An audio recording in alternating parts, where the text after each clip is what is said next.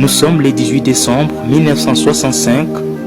Frère Branham et sa famille embarquent pour un long voyage vers Jeffersonville où ils comptent passer leurs vacances de Noël. Frère Branham conduisait cette Ford Station Wagon.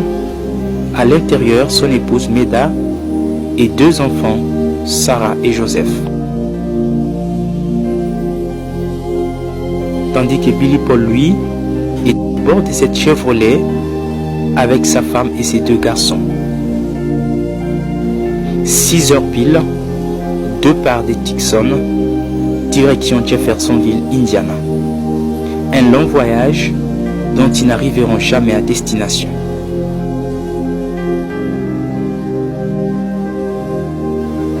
Première escale, Benson, puis à Alamogordo, cette ville américaine siège du comté d'Otero, dans l'état du Nouveau-Mexique. C'est ici qu'ils prennent leur déjeuner, mais le trajet est encore long. Avant les tombées de la nuit, ils atteignent Clovis, toujours dans l'état du Nouveau-Mexique. Cette escale est importante car elle sera la dernière avant le destin fatal. Pendant que toute la famille est à table pour le souper dans ce petit endroit du restaurant Denny à Clovis, Frère Branham, lui, reste dans la voiture avant de décider finalement de rejoindre la famille à la dernière minute. Et cette fois-là, il y prendra juste un petit plat, très léger, et ce sera le dernier repas de Frère Branham.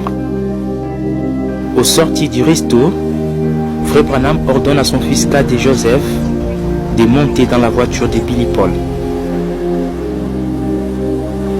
William Branham et sa famille quittent Clovis et reprennent leur chemin. Il est 19h, la nuit vient de tomber sur Texas. Le convoi de Frère Branham est environ à 128 km de la ville d'Amarillo. Billy Paul devant et Frère Branham derrière. Quand tout à coup Billy aperçut une voiture avec juste un seul phare allumé, donnant l'impression d'une motocyclette qui venait devant lui, roulant à contresens. À peine qu'il esquive de justesse, subitement un grand fracas.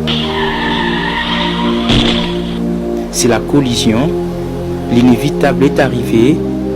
Une vieille Chevrolet modèle 1961, conduite par un jeune garçon ivre d'environ 17 ans, vient de percuter la voiture du prophète.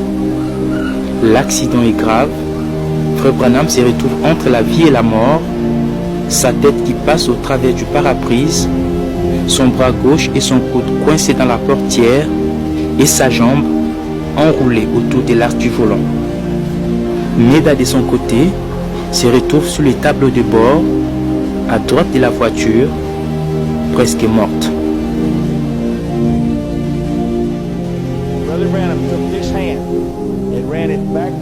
Je sais qu'il a bougé sa main droite et l'a posée sur elle.